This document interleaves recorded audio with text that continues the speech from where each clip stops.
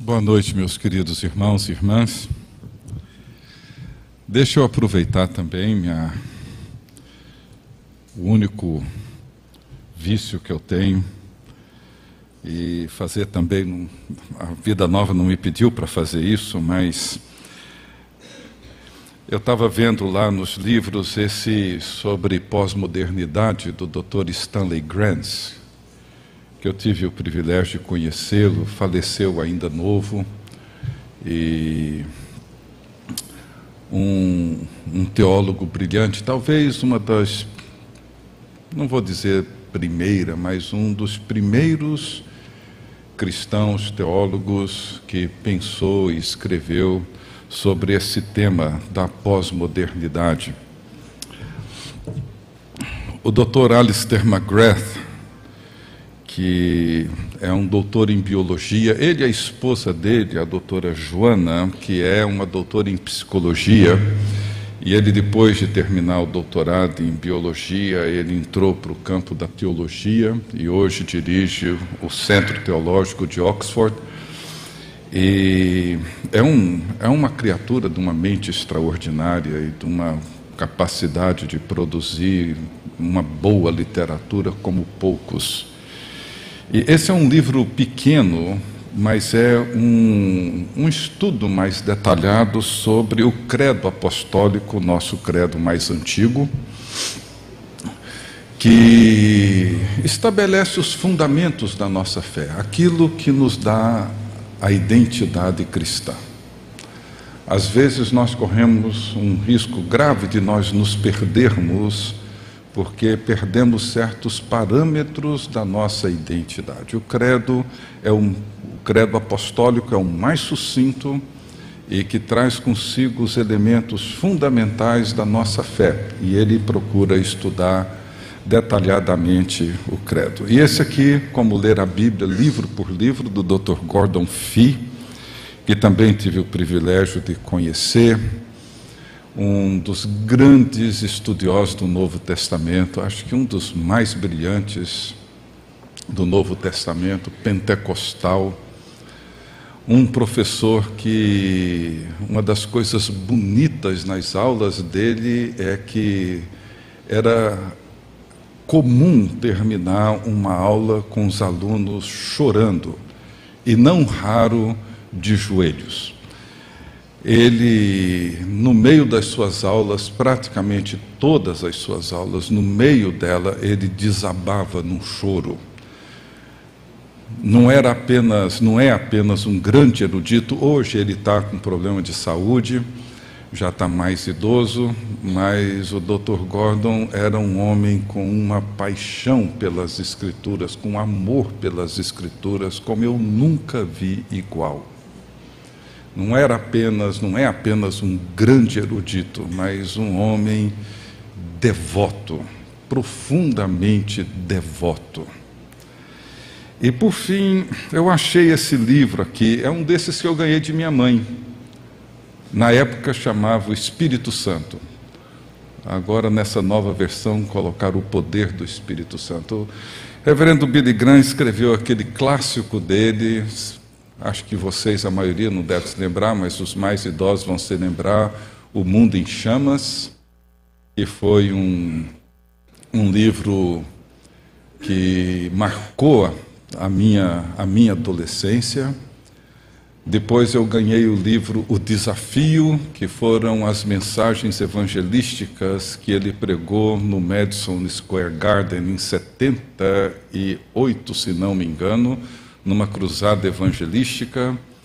Depois eu comprei o livro Anjos, os Agentes Secretos de Deus, primeiro livro que eu li sobre esse assunto, e depois esse livro, Espírito Santo, e são alguns dos livros que marcaram a trajetória do maior evangelista do século XX. Então são pessoas assim que vale a pena a gente ler, pessoas cuja vida são um testemunho daquilo que escrevem, daquilo que falam. Eu tenho uma admiração e uma dívida impagável por esses irmãos. Vamos abrir as nossas Bíblias no Evangelho de João. E nós vamos fazer o seguinte hoje à noite. Eu gostaria hoje à noite de aproveitar esse tempo para uma meditação, digamos, bem pastoral. E para mim esse é um dos textos ricos do Evangelho. Porque, como eu disse ontem à noite, e ontem nós vimos uma passagem do apóstolo Paulo, e uma das grandes afirmações de Paulo sobre um tema central, fundamental para o discipulado cristão e para a espiritualidade cristã. Hoje eu gostaria de ver esse mesmo tema dentro dos evangelhos, dentro dessas palavras de Jesus. Porque, como eu mencionei ontem, muitas vezes, quando nós falamos sobre espiritualidade ou vida espiritual, nós temos a tendência de imaginar um mundo quase que irreal, algum lugar ou algum espaço, ou alguma experiência ou alguma sensação que nos tira, que nos arrebata do mundo que nós vivemos. E certamente nada é mais falso em relação à espiritualidade cristã do que pensar nela como alguma coisa que nos arrebata, que nos afasta, que nos tira da realidade para dentro da qual Jesus Cristo veio e nos enviou, nos envia. Portanto, a experiência espiritual cristã, ela é uma experiência que se dá dentro dessa realidade, dentro dessa dinâmica da vida de todos nós, do nosso dia a dia, os nossos encontros, as nossas conversas, as nossas escolhas. Por isso que Paulo usa essa expressão andar no Espírito, que implica numa dinâmica que diz respeito a tudo aquilo que fazemos, a tudo aquilo que somos. É claro que o nosso encontro com Cristo realiza uma transformação na nossa mente, uma transformação na nossa cosmovisão, na nossa percepção, uma transformação no nosso coração, na nossa vida, de forma que nós começamos a enxergar a vida, a realidade, o mundo que nós vivemos a partir de uma outra perspectiva. É como Paulo, escrevendo aos Efésios, ele diz para que eles não andassem mais como andavam os gentios que não conheciam a Deus. Falou, não andem como andam os gentios. Vocês foram transformados. O capítulo 2 de Efésios, ele introduz com a mesma linguagem, uma linguagem que ele extrai do Velho Testamento, como ainda há pouco, no anúncio desse livro sobre a influência do Antigo no Novo Testamento, foi muito bem colocado. Quando Paulo começa o capítulo 2 de Efésios dizendo que vocês estavam mortos nos seus delitos e pecados. Como? O que isso significa?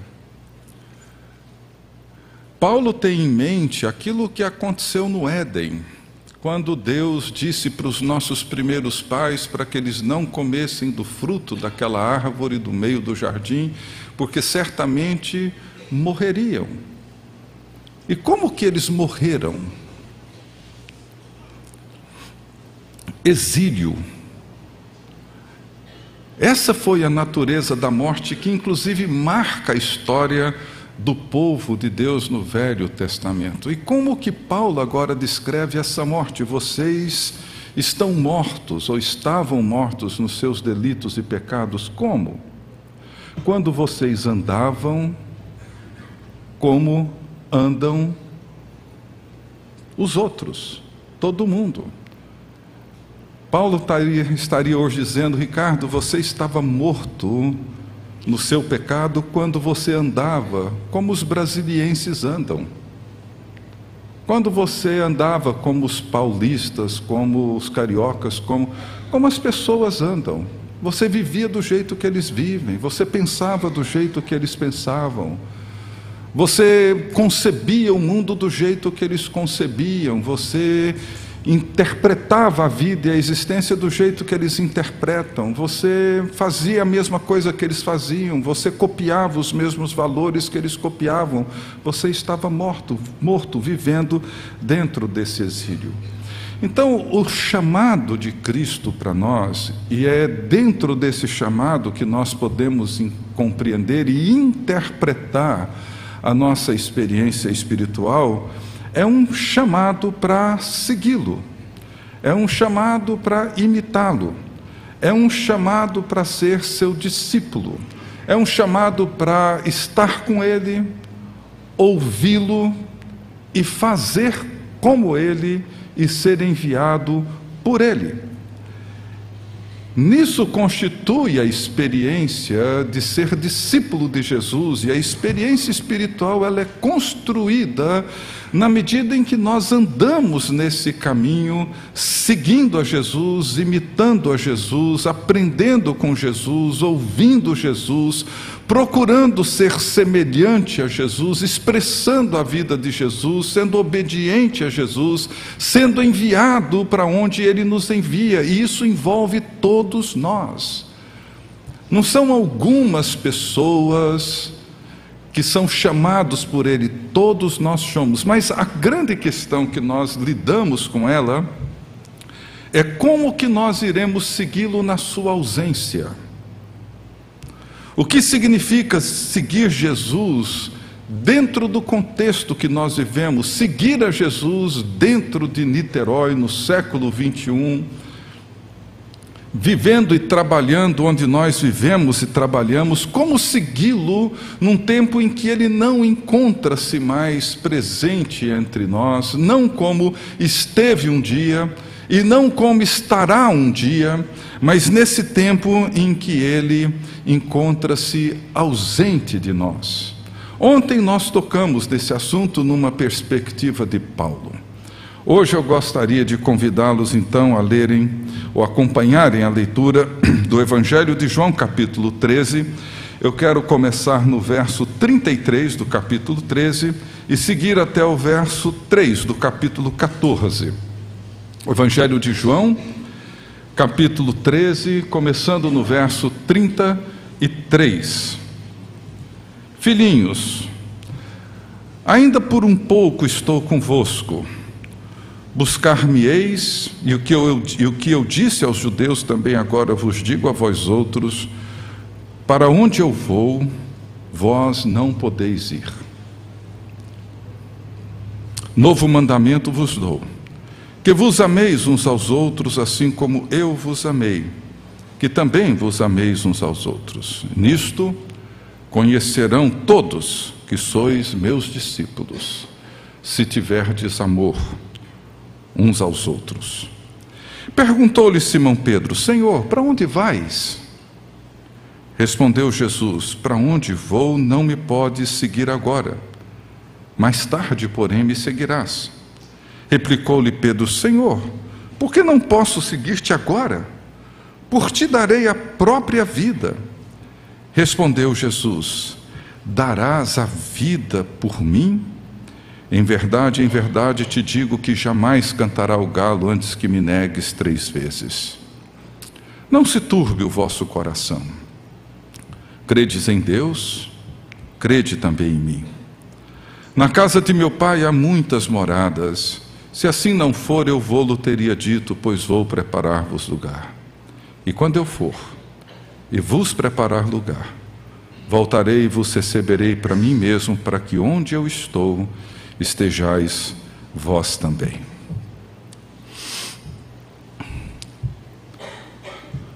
Era uma quinta-feira, uma noite de quinta-feira. Jesus estava reunido com seus discípulos num apartamento no centro de Jerusalém, chamado um cenáculo, e havia começado, algumas horas antes, a sua conversa de despedida dos seus discípulos. Era um momento certamente marcado por uma profunda emoção. Jesus havia aguardado aquele momento já de muito tempo. Ele disse: eu tenho desejado ansiosamente essa ceia com vocês. E não comeremos de novo, a não ser no reino. E Jesus celebra a ceia com seus discípulos. E depois de celebrá-la vem a grande surpresa. Ele vai deixá-los. Ele diz: eu vou embora. E para onde eu vou, vocês não poderão ir. Eu vou voltar para casa. Essa conversa certamente deixou os discípulos confusos, um tanto abalados. Certamente eles não esperavam por esse tipo de conversa. E Jesus passa então o resto da noite consolando-os, animando-os, prometendo a eles um outro Consolador que estaria com eles, sim, para sempre. E ele diz que vai para casa e vai nos preparar um lugar para estarmos com ele, e que ele voltará. Ele vai preparar um lugar para os seus discípulos. E é assim que nós vivemos hoje. Vivemos entre essas duas vindas. Entre essa vinda de Jesus no primeiro século, em que ele esteve, andou com seus discípulos, conversou com eles, ensinou e deu seu exemplo, ministrou, e o dia em que ele vai voltar. Mas, se nós fôssemos judeus, nós entenderíamos melhor o que Jesus está dizendo. Eu ouvi isso, e faz muito sentido. E eu queria que vocês imaginassem comigo essa cena. Vocês sabem que o casamento judeu, principalmente o casamento no tempo de Jesus, ele tinha características semelhantes, mas características bem diferentes da nossa. Ele começava com um noivado. Mas esse noivado não era exatamente como o nosso noivado hoje é. O noivado no casamento judaico, ele implicava uma aliança.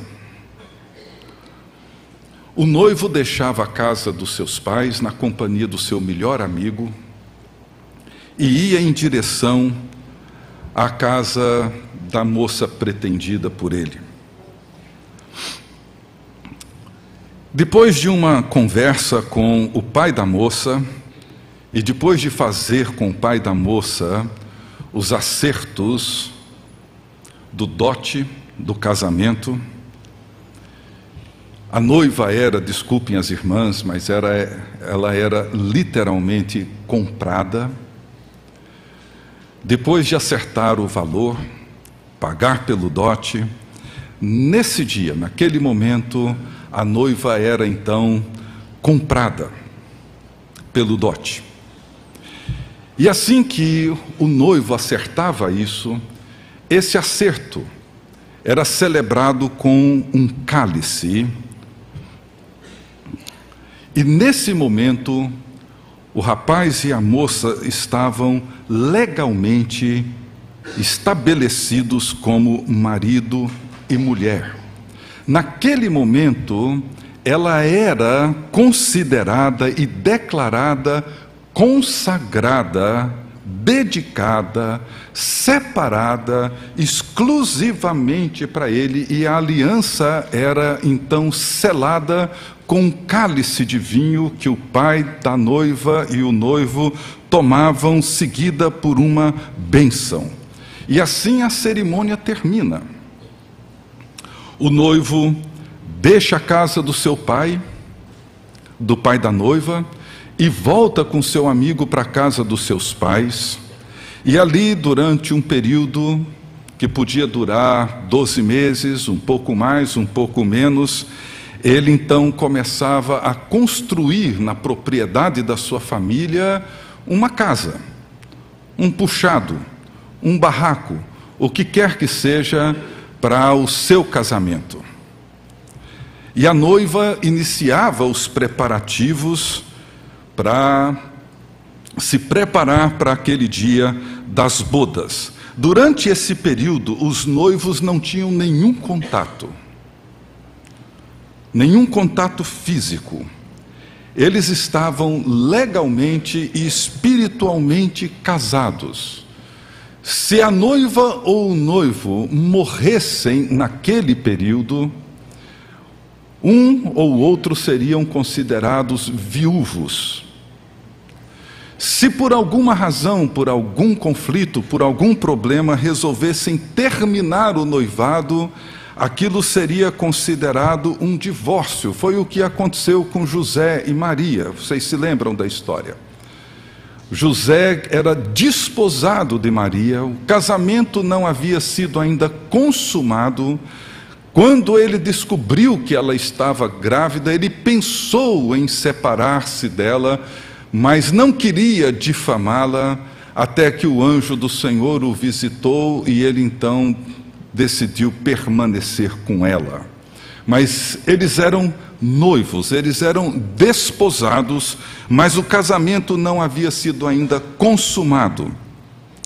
E depois desse tempo de preparo, numa noite inesperada, não anunciada, o noivo então saía da sua casa acompanhado agora de todos os seus amigos e iam então para a casa da noiva, carregando tochas nas mãos durante a noite, com muita música, e na medida em que eles iam cantando e caminhando pelas ruas, as pessoas iam saindo nas portas, gritando: o noivo chegou, e era o tempo da meninada correr até a casa da noiva, dizer para ela que o noivo estava a caminho, era o tempo dela se preparar, se vestir adequadamente, colocar o seu véu, esperar as suas amigas que iriam acompanhá-la na cerimônia, até a chegada do noivo. Os amigos do noivo e o próprio noivo, eles não entram na casa da noiva. Quando a noiva está pronta, ela sai com o véu no rosto e vai ao encontro do noivo, e ali inicia-se então a cerimônia de casamento com a palavra tomar. Esse era um verbo fundamental, ou seja, ele a toma como sua esposa, e ela o toma como seu marido. E eles voltam agora, os amigos do noivo, com todas as amigas e familiares da noiva, e vão para a casa do noivo. Após uma rápida saudação na casa do noivo, eles entram para os aposentos nupciais. Ali então o casamento é consumado, fisicamente consumado. O noivo volta, a festa inicia, dura 7 dias. No 4º dia, a noiva então se junta com o noivo e os convidados, e a festa segue por aquela semana toda. Veja só o cenário. Jesus toma o cálice, dá aos seus discípulos, e diz para os seus discípulos: esse cálice é a aliança feita pelo meu sangue. Eu vou embora, eu vou voltar para a casa do meu pai. Mas a aliança foi firmada, a aliança foi selada. Nada pode rompê-la mais. O casamento está legalmente, tecnicamente, espiritualmente selado e firmado. Para onde eu vou agora, vocês não podem ir comigo, mas eu vou preparar o lugar de vocês. E eu vou voltar e vos tomarei para mim mesmo, para que onde eu estou estejam vocês também. E ele os exorta dizendo: não fiquem perturbados, confiem em Deus, confiem em mim. Eu vou para a casa do meu pai, vou preparar os aposentos, existem muitos na casa do meu pai, tem muito lugar, e eu vou voltar, tomarei vocês para mim mesmo, para que onde eu estou vocês estejam comigo. Dá para entender o que Jesus está dizendo aqui? Dá para vocês imaginarem o que ele está comunicando com os seus discípulos para consolá-los, animá-los, inspirá-los a viverem esse relacionamento na ausência de Jesus? O fato de nós não estarmos mergulhados nessa mesma cultura certamente cria para nós uma limitação enorme na compreensão do impacto dessa fala de Jesus, que a princípio, quando lemos, parece uma conversa um tanto estranha, uma conversa um tanto confusa. Eu vou, vocês não podem ir. Pedro, inclusive, não entende. Mas ele depois, certamente, começou a entender. O que Jesus está dizendo é: não fiquem perturbados. A aliança foi feita. O preço foi pago. Eu selei essa aliança com meu próprio sangue. Vocês agora são meus. O casamento já começou. Nada pode romper essa aliança. Nada. Eu vou para a casa do meu pai e vou voltar. Não fiquem perturbados. Vocês terão aflições no mundo. Vocês enfrentarão dificuldades as mais diversas no mundo. Mas tenham ânimo. Não se perturbem. Não fiquem aflitos. Não fiquem ansiosos, apavorados.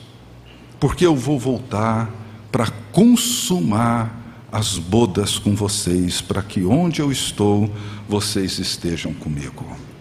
Ele é o noivo, nós somos a noiva. Ele é o bom pastor, nós somos as suas ovelhas. Ele é o grande amante do povo de Deus. Essa é uma declaração maravilhosa, uma declaração que nós só encontramos no Evangelho e nas boas novas de Jesus Cristo. Em lugar nenhum nós encontramos uma declaração de Deus tão poderosa, tão confortadora, tão consoladora, tão animadora quanto essa. E entender essa realidade, entender esse mundo para dentro do qual essa realidade nos convida, diz tudo a respeito da nossa experiência espiritual. Porque esse é o desejo de Deus. Em Isaías 54, ele diz assim: não temas, porque não serás envergonhada. Não te envergonhes, porque não sofrerás humilhação.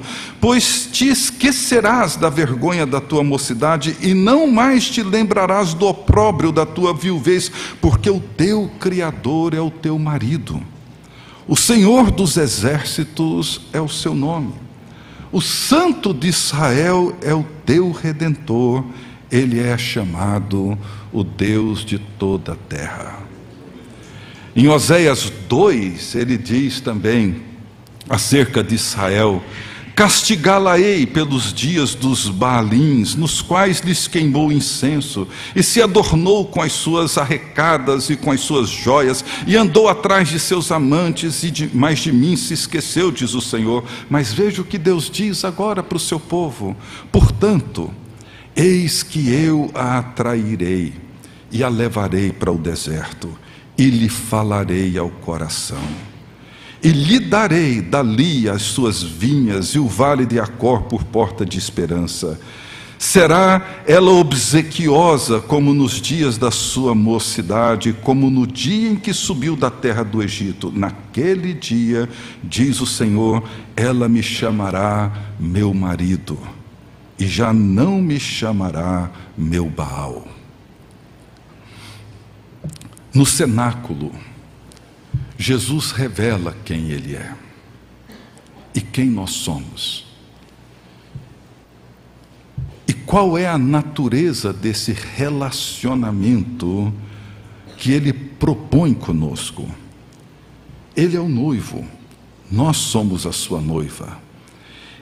Somos seus discípulos, sua igreja, ovelhas do seu aprisco, seu corpo, cidadãos do seu reino. Somos seus amigos, seus irmãos e irmãs. Mas, sobretudo, a imagem mais poderosa desse cenário todo é que somos sua noiva, a esposa que está sendo preparada para o seu esposo. Ele fez uma longa viagem da casa do seu pai para a nossa casa. Nos escolheu, escolheu a mim, escolheu a você para sermos a sua noiva. Pagou o dote, derramando o seu sangue na cruz. Selou essa aliança com o seu corpo e o sangue, dizendo: essa é a nova aliança no meu sangue. Nos deu o anel do noivado, o Espírito Santo, e diz a nós, a mim e a você: não tenham medo. Não tenham medo. Eu vou para a casa do meu pai. Vou preparar lugar para vocês. Vocês não podem ir agora. Eu vou permanecer um tempo, um longo tempo, ausente de vocês. Mas quando tudo estiver pronto, eu voltarei e vos tomarei. E vocês irão comigo, para que onde eu estou, vocês estejam comigo para sempre. Está selado, está pronto, está feito. Não acontecerá, já aconteceu. Essa é uma das grandes verdades que nós precisamos entender. Nós muitas vezes temos a tendência, a inclinação de pensar que as bênçãos de Deus e as coisas do mundo de Deus estão por vir, estão por acontecer. Nós precisamos entender que elas já aconteceram, já nos foram dadas. Preste atenção nos verbos, quando você lê, por exemplo, a carta de Paulo aos Efésios. Bendito seja o Deus e Pai de nosso Senhor Jesus Cristo, que nos tem abençoado com toda sorte de bênçãos espirituais, que nos escolheu, nos predestinou, nos adotou, nos deu. Ou seja, todos os verbos estão no passado. Essas coisas todas já aconteceram, elas não irão acontecer, já nos foram dadas, elas não nos serão dadas um dia. A única coisa que precisamos fazer é compreender o que já aconteceu. O casamento já aconteceu, já foi selado, o preço já foi pago, a aliança já foi firmada. Não há como desfazer, não há como romper, quebrar essa aliança. Deus não vai se divorciar da sua noiva.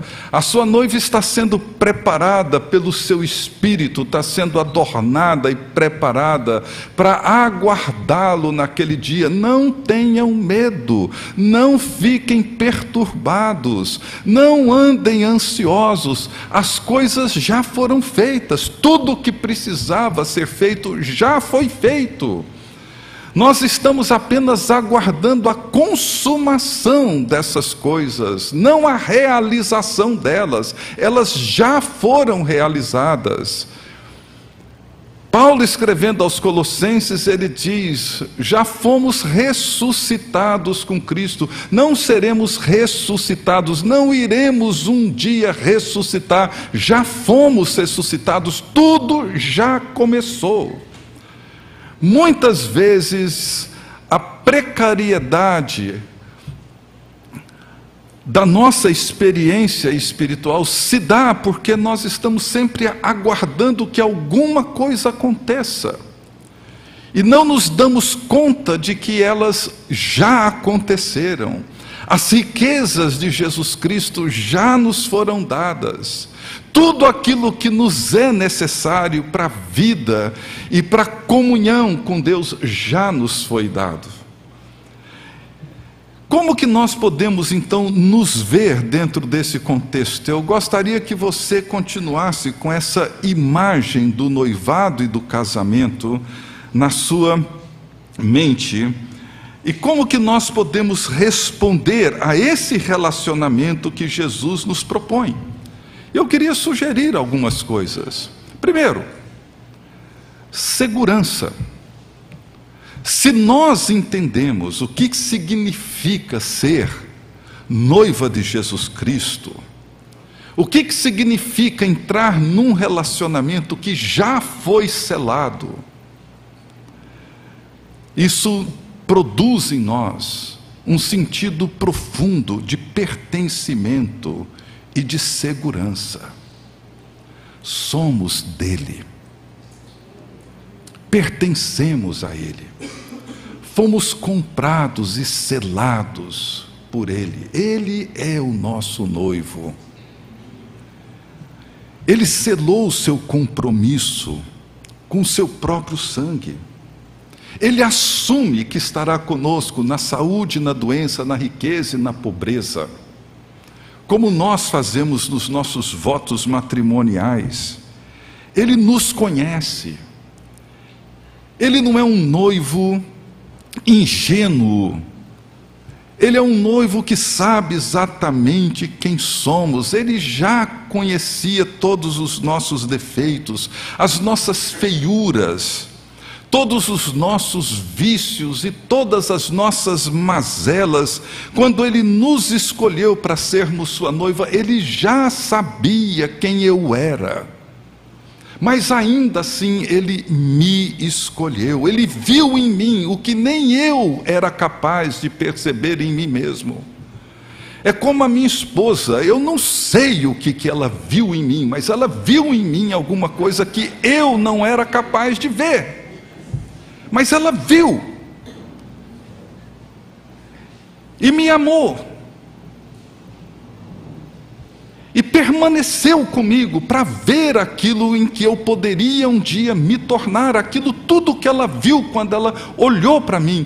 Jesus, quando nos viu, Ele viu muito mais do que você é capaz de imaginar ou perceber acerca de si mesmo, embora Ele tenha visto toda a nossa feiura, todas as nossas dificuldades, feridas e mazelas. Não há nada em nós que o surpreenda. Ele nunca vai encontrar alguma coisa em mim ou em você que possa levá-lo a cancelar essa aliança. Ele nos escolheu do jeito que somos e permanecerá para sempre conosco.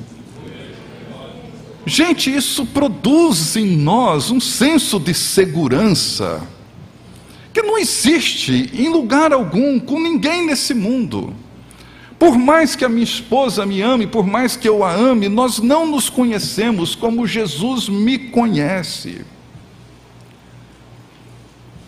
Ele não casou comigo, com você, com a sua noiva, com o seu povo, ingenuamente. Sabia exatamente quem nós somos.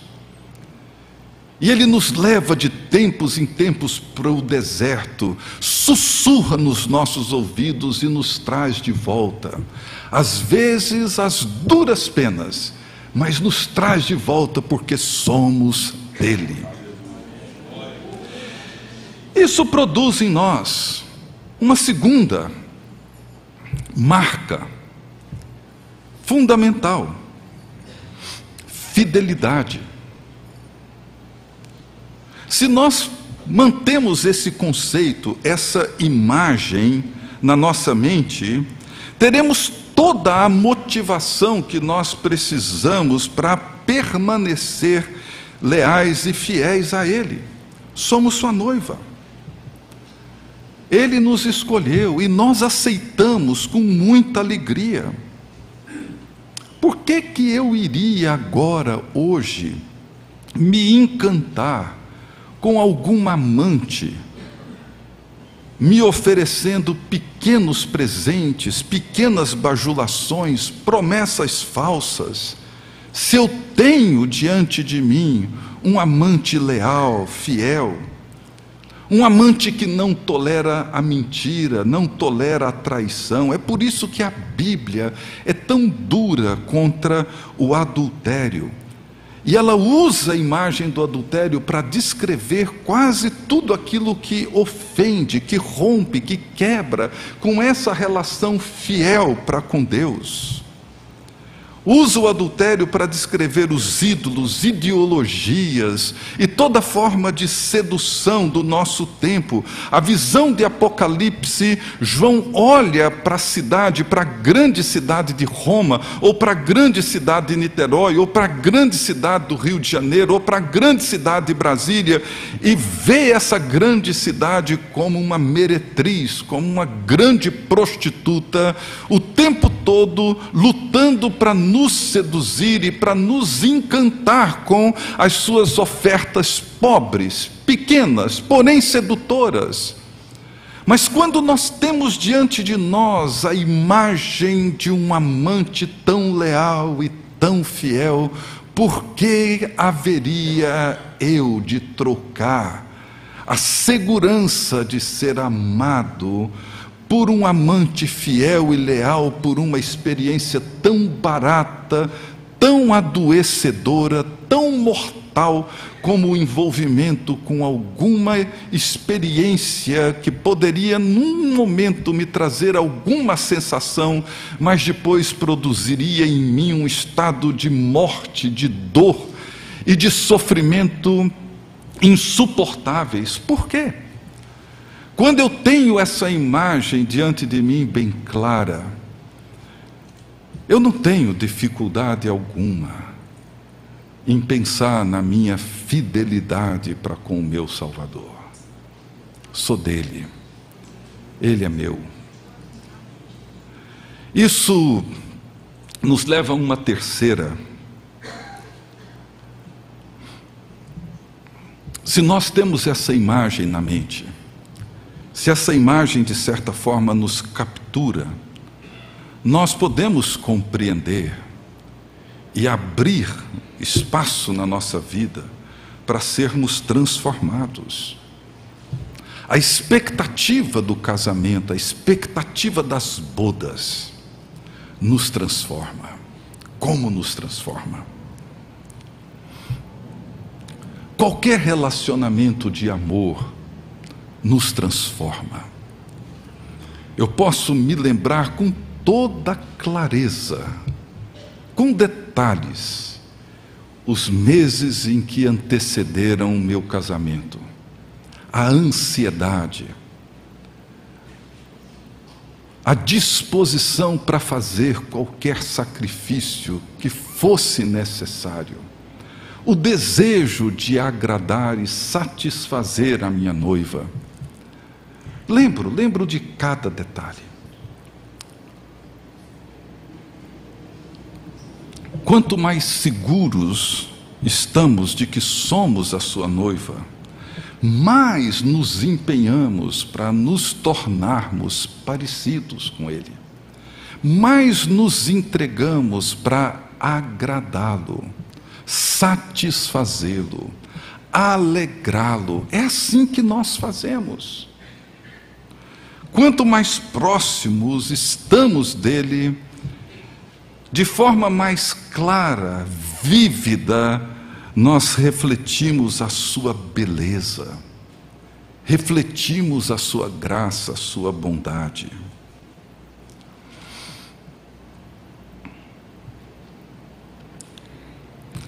Uma quarta característica, uma quarta realidade que podemos absorver disso daí. Se nós temos essa imagem, se capturamos essa imagem, o que significa para nós ser a noiva de Cristo? Nós encontraremos a força para resistir os dias difíceis, resistir às provações, resistir às tentações. Nós sabemos que o tempo que separa o noivado do casamento é o tempo para nós nos prepararmos para as bodas. As dificuldades que surgem são enfrentadas com coragem, porque nós antecipamos aquele dia. É o que Paulo afirma na carta aos Efésios, que neste tempo que separa, o Espírito Santo está preparando para nos apresentar sem mancha, sem ruga, sem mácula, sem defeito, sem qualquer corrupção. O Espírito Santo está atuando hoje entre o noivado e o casamento para nos preparar, nos dar os meios e os recursos para resistirmos e sermos preparados para esse encontro, porque a antecipação desse encontro, a antecipação desse dia, nos enche de grande expectativa, de grande desejo, de desejos reais, de desejos verdadeiros para o nosso encontro com o Senhor. Uma quinta forma de respondermos a essa imagem é isso que hoje falamos com tanta frequência, mas que tem um sentido tão vago, que é a intimidade. Se entendemos a natureza desse relacionamento, se entendemos esse cenário, esse quadro todo, se compreendemos o grande amor com que Jesus nos tem amado, nós entramos para dentro de um relacionamento, mesmo que esse relacionamento se mantém com uma certa distância ou com uma certa ausência. A pessoa amada não está conosco, presente, fisicamente, visivelmente presente. Mas a certeza de que nós nos encontraremos com Ele cria em nós um sentido de intimidade, um sentido de comunhão, de pertencimento. Os 6 últimos meses do meu noivado, antes de eu me casar em 78, julho de 78, eu e a minha esposa, naquele período, eu e a minha noiva moramos em cidades separadas, moramos longe um do outro. Eu guardo comigo, nós guardamos conosco as cartas que trocamos. Graças a Deus naquela época não tinha Facebook, graças a Deus naquela época não tinha WhatsApp, não tinha nada disso, tinha carta. A gente escrevia, tomava tempo, a gente tinha que pensar nas palavras, pensar no que iria dizer. Ter aquele trabalho de escrever 4, 5, 6, 7 páginas, 10 páginas, dobrar, colocar no envelope, colar, ir até o correio, selar e mandar para a esposa, e 2, 3 dias depois ela recebia, abria, lia e com grande alegria respondia, 4, 5, 10 páginas, e eu ficava aguardando ansiosamente receber aquelas cartas. Essa intimidade não é essa imagem sexual que muitas vezes se cria na nossa imagem. É essa intimidade que nós encontramos no livro de Cantares. Esse livro que tem um lugar extraordinário nas Escrituras. Eu confesso para vocês que muito tempo eu olhava para Cantares e ficava me perguntando, meu Deus, o que esse livro faz no meio da Bíblia? Sabe? Não tem nada a ver com o que foi escrito antes, não tem nada a ver com o que foi escrito depois, está ali no meio um treco que você lê e fala, meu Deus, o que esse negócio faz aqui na Bíblia? Uma vez uma pessoa me ajudou a entender Cantares quando ele falou sobre a importância do jardim entre os jardins. E ele dizendo que a Bíblia começa com um jardim, e um jardim perfeito, um jardim de comunhão. Um jardim onde o homem e a mulher andavam nus e não se envergonhavam. Um jardim onde a comunhão e o relacionamento com Deus era harmonioso, perfeito. Vem a queda, e esse jardim se corrompe, e surgem os abrolhos, os espinhos, a vergonha, o medo, a intimidação, o afastamento, o rompimento. E a Bíblia fala de um outro jardim em Apocalipse, onde essas coisas serão restauradas, serão refeitas. E de um jardim, o jardim do Getsêmani, onde Jesus sela com seu sangue essa aliança e esse relacionamento. E Cantares permanece como um jardim entre os jardins, onde os personagens de Cantares nos ajudam a perceber, a antecipar o jardim que seria realizado em Jesus Cristo.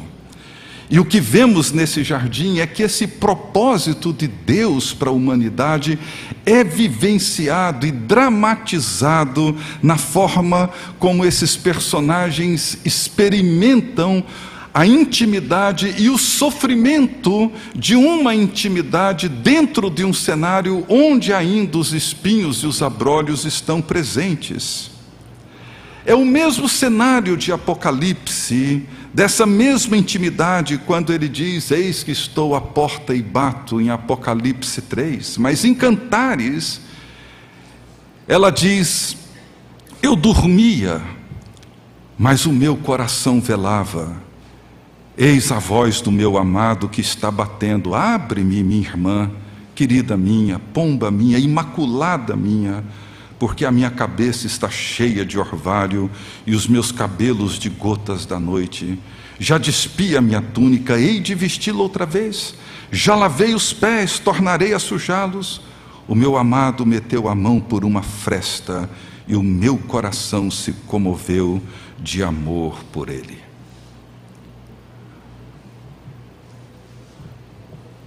É claro, o meu amor por ele será sempre muito menor do que o seu amor por mim. Mas é necessário quando o nosso coração se comove pelo amor dele por nós. Enquanto o meu coração ou o seu coração não se comove por esse amor, nós vivemos um relacionamento apático, talvez em busca de sensações, em busca de algum momento que possa produzir em nós esse calor. Mas não é disso que nós estamos falando quando se fala de intimidade. A intimidade na experiência espiritual cristã é o anseio da alma da noiva para o encontro com o seu amado. É a alegria da espera e da certeza de que um dia estaremos para sempre. Ele nos tomará e seremos dele. Uma outra e penúltima lição que nós poderíamos tomar disso é o sentido da esperança. Se a nossa imaginação é capturada pela noiva e pelo noivo, nós somos tomados por um desejo enorme desse encontro. Oramos com regularidade: Maranata, vem, Senhor Jesus. A igreja do primeiro século, talvez uma das grandes diferenças da igreja do primeiro século para a igreja do século 21, é que a igreja do primeiro século ela acreditava de verdade que ela já estava vivendo o começo do fim. E ela orava regularmente dizendo: Maranata, vem Jesus. E por fim, a nossa imaginação capturada por essa realidade do noivo e da noiva, nós aprendemos a simplificar a nossa vida, simplificar a nossa agenda. Nós gozamos mais desse relacionamento na medida em que nós nos tornamos pessoas mais simples. Quem ama, simplifica a vida. Quem ama, simplifica a sua agenda para ter mais tempo para estar com a pessoa amada. Quem enche a sua vida, a sua agenda de uma infinidade de atividades, geralmente está buscando alguma forma de fugir do encontro, de fugir do relacionamento. Toda experiência de amor real e verdadeira torna a nossa existência mais simples. Simplificamos a vida. Todos esses são elementos clássicos da experiência espiritual cristã. Intimidade, simplicidade, transformação, esperança, fidelidade. Todos esses elementos são elementos da experiência espiritual. Segurança, resistência. Se vocês olharem para as tradições clássicas da espiritualidade cristã, o que eles mais buscavam era isso: intimidade, resistência, segurança, transformação, esperança, simplicidade. Mas isso não acontece simplesmente porque colocamos isso na nossa nova agenda religiosa. Não. Isso acontece quando nós capturamos, entendemos, percebemos o que aconteceu naquela noite de quinta-feira no cenáculo. O que aconteceu naquela conversa derradeira de Jesus com seus discípulos. O que aconteceu quando ele tomou um cálice e disse: esse cálice é o novo testamento, é o novo pacto, é a nova aliança feita pelo meu sangue. O que aconteceu quando ele disse para os seus discípulos: eu vou, e para onde eu vou vocês não podem me acompanhar.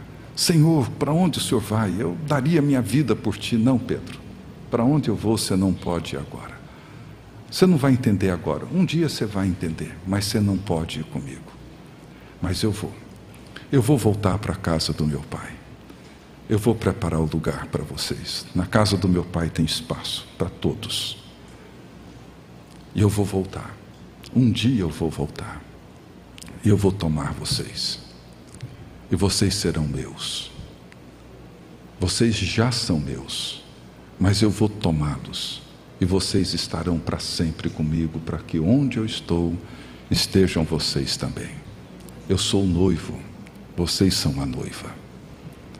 O pacto foi selado, o casamento foi feito, nada pode desfazê-lo. Nós vivemos hoje entre o noivado e o casamento. Esse tempo onde Jesus não encontra-se presente mais entre nós, mas nos deu o Consolador para nos adornar e nos preparar e nos tornar cada vez mais belos, mais santos, mais puros, para o dia do nosso encontro com o nosso noivo. E Ele vem, e Ele irá nos tomar. E enquanto esperamos, vivemos com a segurança de que isso já foi feito, com a certeza de que isso já aconteceu. Todas as vezes que vocês beberem do cálice e comerem do pão, lembrem-se, Jesus Cristo é o seu noivo. O casamento foi selado. Seja fiel a Ele. Seja íntegro. Prepare-se. Ele volta e nos tomará para si mesmo. Que Deus nos abençoe.